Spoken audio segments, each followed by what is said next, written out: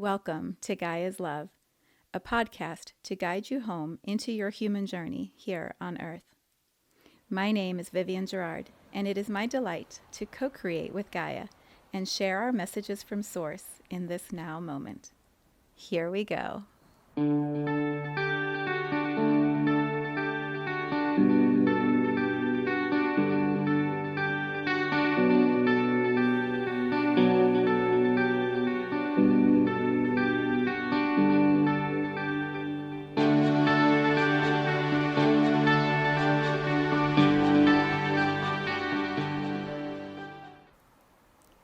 Episode 463. It is Thursday here in Cincinnati. It is beautiful, sunshiny, a little bit warmer than it's been. We have had so much gray weather that the sunshine just feels like the greatest gift. So I arrive in the space warm, cozy, happy, peaceful, and bringing forward this energetic transmission of mastering harmony. So what do I mean by mastering and what do I mean by harmony? We're going to explore both of those in this time together. When I was meditating before this podcast, I could feel how my thoughts were ping-ponging all around. And so as I centered my energy, I was inviting my guides to come in and support me. And immediately I heard this thought in my head, and it was focus your thoughts. Control your thoughts, focus your thoughts.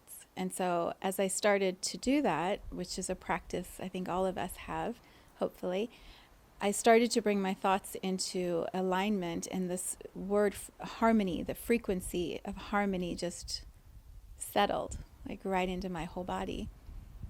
And I could feel harmony of mind, body, spirit happening inside. And then I had this awareness right after that this is what I teach, this is what I do, this is the work of my business, infinite embodiment. It's how do we practice again and again, harmonizing the mind, the body, and the soul, and then the heart. How do we consistently, immediately bring ourselves into this alignment that is inner harmony? What amazed me as all of this was happening so quickly is how far I've come in my own journey to be able to do it that quickly, to feel the ping pong, have the clarity to focus my thoughts, and immediately after to feel the alignment, to feel the energetic shift, which doesn't take away the thoughts. It doesn't disregard the mind, which I think some meditation practices teach. Shut down the mind, ignore the thoughts, just be quiet. Be quiet, mind, body, soul. The mind is a tool, it's a resource, it's this incredible, powerful gift for us.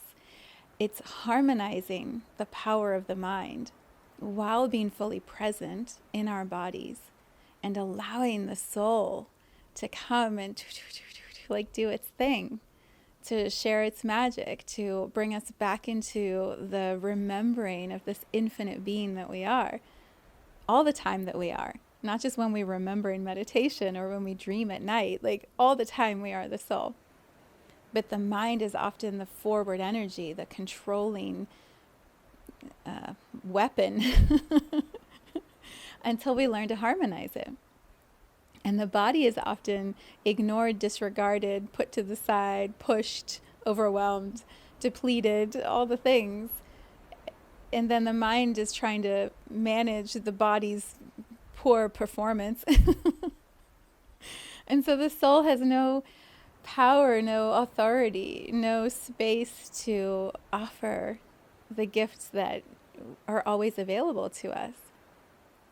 And this is the journey of being human, while keeping our heart open. Let's also bring that into the whole mix. Like what? How do we keep our heart open when the body's so tired and the mind is so angry and the soul isn't heard? And often the heart carries its own wounds and pains and trauma. It's such a dance. It's such a process to master. And this is why the title Mastering Harmony came through so clearly.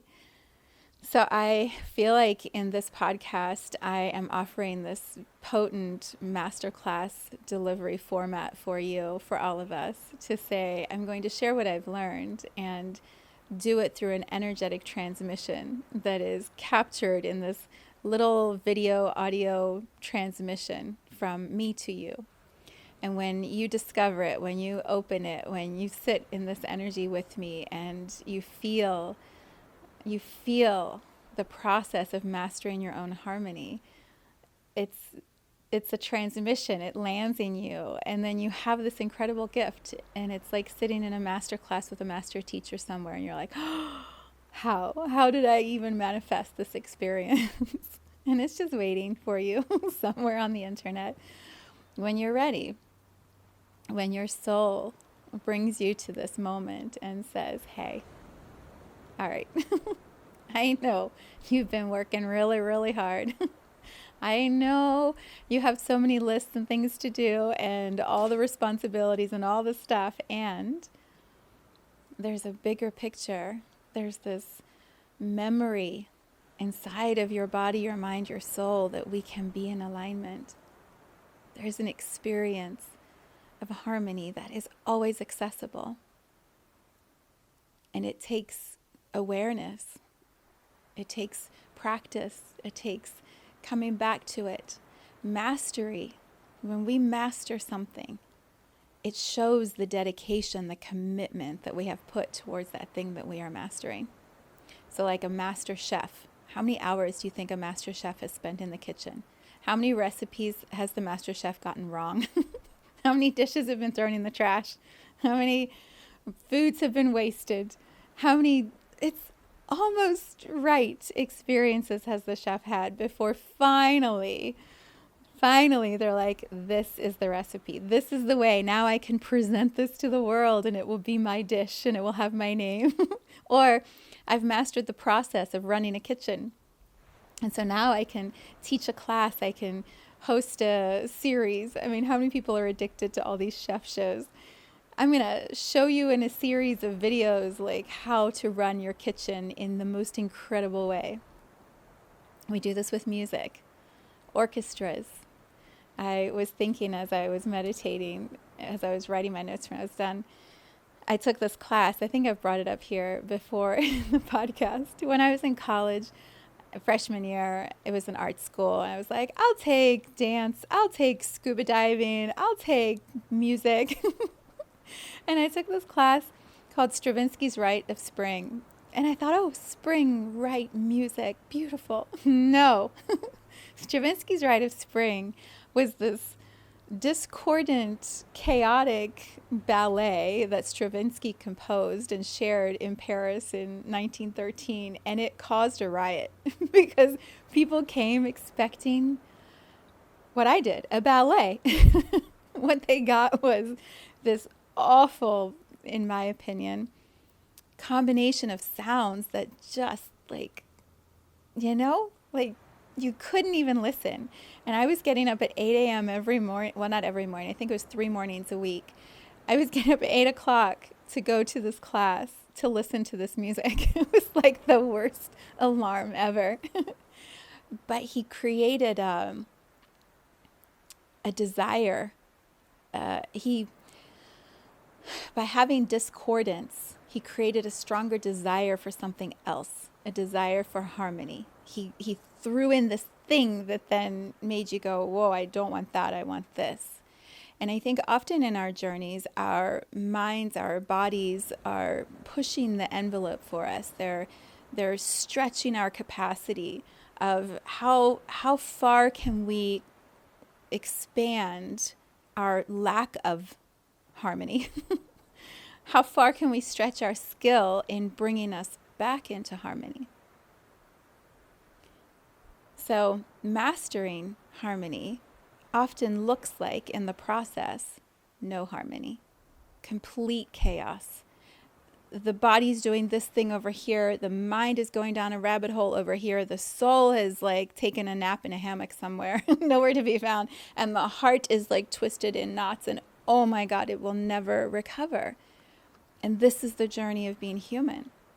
And so we walk crawl, lay down in the hammock with the soul, pull the cover over our heads for a while. Like we have all these ranges of experiences to develop our skill, to strengthen our skills, to have us become so sharp that in the moment we realize that we're not in harmony, we can come back into alignment. The awareness that we're out of harmony brings us immediately back into harmony. And it can happen in a second. It can happen in a breath. Mastering takes time. It takes patience. It takes practice. It takes screwing it up. It takes pushing to the edges of what we even believe we're capable of experiencing in order to strengthen us, so that when we master it, it's like we know our capacity. I can sit here now in this masterclass with you, in this little podcast episode, buried in Gaia's love magic, waiting for the moment you discover it. I can sit here and talk about mastering harmony, knowing I have been the divorced single mom crying on the lap of my mother because I don't even know what I did to my life. And how will I ever be a mother in the way that I want to be before? How will I ever trust love again? I'll never get married again. Making all these declarations that it's over. The dreams are gone. To now, like sitting in the bliss of this life that I've created for myself, with spaciousness and creativity and a powerful love with my partner in a way that has taken years to master. Years. I feel like we've lived lifetimes in the almost 10 years we've been married and 14 years we've been together. Sitting in this work that I feel like I've screwed up. When I left the coach that I was working for with partnering, I don't know what even that was, that absolute mastering class that I was in. I walked away from that and thought, I'll never be able to coach again. I don't even know what to create. I don't know who to trust. I don't think anyone will ever trust me. I don't trust myself. I don't know anything anymore. I just know I can't be in what it was.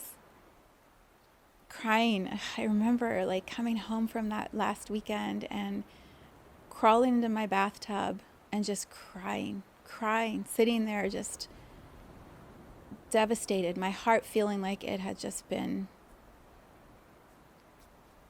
just squished, and putting myself back together and standing up and walking again and screwing up the recipe of how to do a meditation class, trying to set up a program. It didn't work. No one signed up, thinking I'm a failure. Starting a podcast, not knowing what I'm doing. And now here I am, 463 episodes in, so confident in the transmission I'm sending to you right now. Knowing it's true. Knowing I am mastering harmony. And all of us are here for that journey of mastering harmony in our own different ways. And all of us screw it up. All of us stretch, right? We stretch our capacity. And I believe mastering also takes a certain level of risk. It's how far do you want to push your mastery? How far do you want to stretch the capacity of your skills? I was at the gym this morning, and I've done all kinds of things at the gym. I've pushed myself. I've been lazy. Body. I've played with all different expressions. And there's this one guy who has been there consistently for a few months now, who gets on the treadmill and walks backwards, and then he goes forward, but he's at the steepest incline you can do on the treadmill. He's got these long legs, and he's super strong and young and fit. And I'm always like, dude, wow, that's impressive. And I realized I really like slow and steady. Not slow and steady. I've got a quick speed on the treadmill, but I like walking the treadmill quickly. I love running outside on the concrete. When I'm breathing in the fresh air with Gaia and I'm looking at the trees and experiencing the weather of the day and watching all that's happening in the neighborhoods around me, I love to run. I love the music. When I'm at the gym, I want to have the podcast on that I'm watching, the steady pace. I've got to sweat, but I'm not going to trip and fall on the treadmill. Like, I have these ways that I prefer to develop my experience of being human, to stretch my body. There's a level of mastery that I apply in certain situations that I don't in others. And I watch these other people who push their bodies and do these things, and it's all perfect. There's no one right or wrong way to feel the harmony of mind, body, soul. It's how far do you want to stretch your skill? When we take a risk, like the guy walking backwards on a treadmill, whoa. I'm not willing to do that in public. But I'm willing to open my heart. I'm willing to dive all the way into new creations and build new platforms and show up and open my heart and deliver these transmissions and meet new people and share my story. Like, I go all in on life over and over again, even when there are times I have to pull back in and cocoon and it hurts and I don't know what I was thinking and why did I do that, and I'm going to get back up and do it again. And I know that about myself. And so I've mastered this for myself. I've mastered this experience of being human in a way that is embodied and true and steady, so strong. I trust in the divinity of this life. I trust in the power and the magic of my soul, always at play with the universe, with Source, with my guides. I trust in the divine, sustainable excellence of our planet. Like her generosity to allow us as souls to create whatever experiences we want in her energy field. Like, what kind of surrender is that? From our planet to say, come on in, 8 billion of you Wild West souls wanting to come in the new frontier of pioneerism of humanity. Come on in and do what you will. Like, what? How many of us would be willing to do that in our homes? Come on in, anyone. Create a contract, honor the contract, but let the contract be whatever you choose to do. No. And yet Gaia welcomes us. So there's the individual mastering of our own harmony, which I believe each of us as souls agreed to come and do. We agreed to come. This is the gift of being in the human body. It's to be the infinite soul in the human body, in Gaia, creating whatever it is that we choose to create. No limits.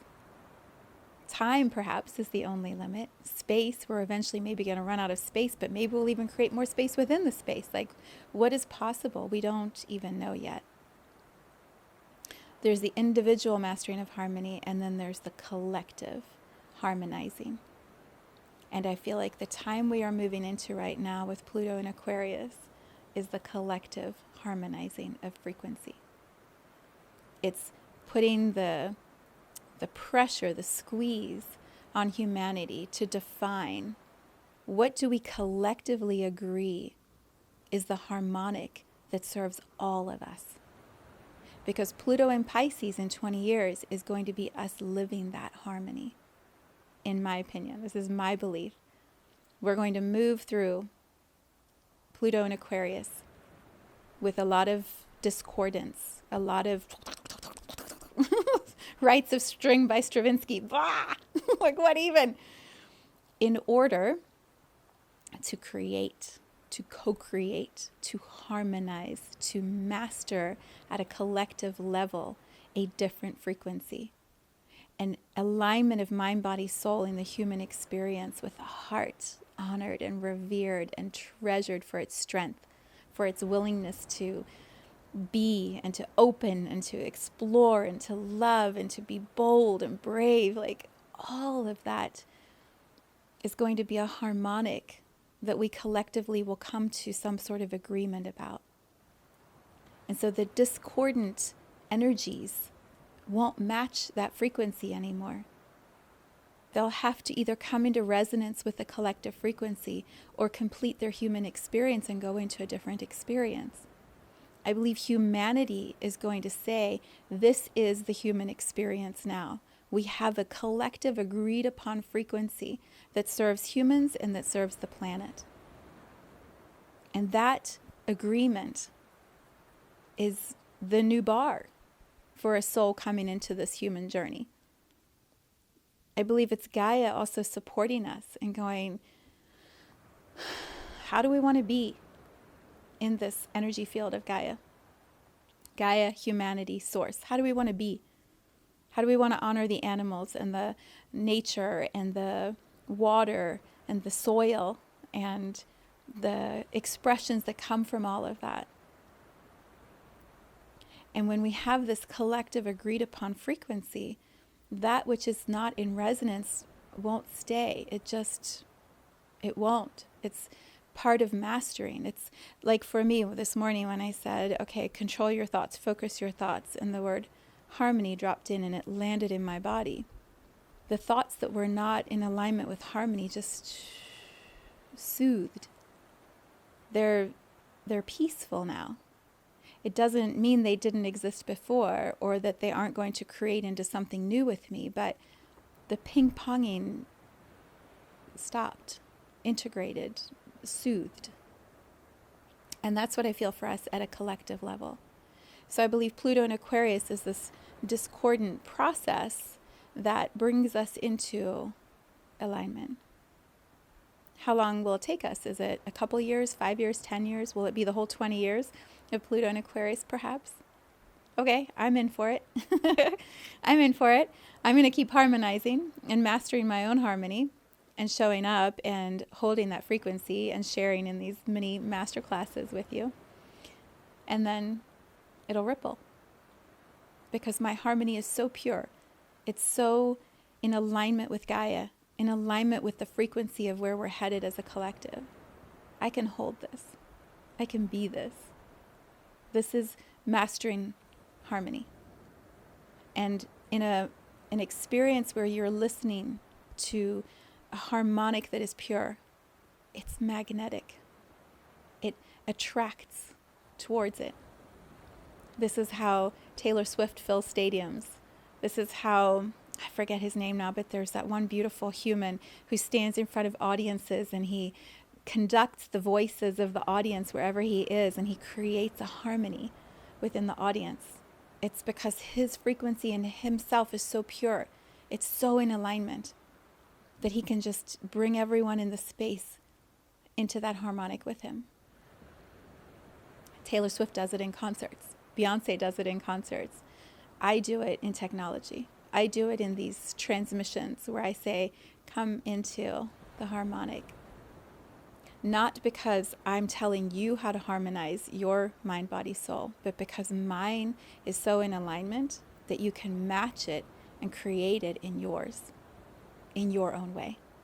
Knowing it's perfect. You're doing it perfectly. You're mastering. And all the stretching you've been doing in your human journey, all the times you think you've screwed it up, you've gotten it wrong, you're behind schedule, you're blah, blah, blah, blah. It's all been to prepare you, to strengthen your skills, to sharpen your abilities, to harmonize. So that you can show up now in this Pluto and Aquarius energy and be that embodiment, be that frequency. And the more you are in alignment with that frequency, the more magnetic you are. And so we all keep calibrating all these little pockets of magic, harmonics. We all keep calibrating and magnetizing and strengthening. And then we create these collective harmonics that are just pure beauty.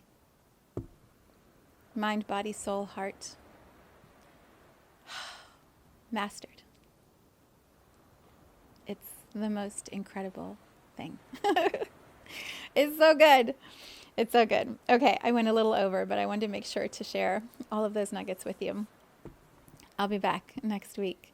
I shared over on my Instagram this week and Facebook, a beautiful story about my husband and I, and one of our dreams that is coming true. I'm sure I'll be sharing more in this space, but it might be fun for you to go over and tune into the frequency that I've been transmitting on social media this week. It's in alignment with everything we just talked about. All right. I send you huge blessings as we start this new month, February 1st, 2024. Let's do this. So much love. Thank you for tuning into this vibration of pure love. Let's take this message of Gaia's love out into all of our relationships and communities today. So much love from my heart to yours.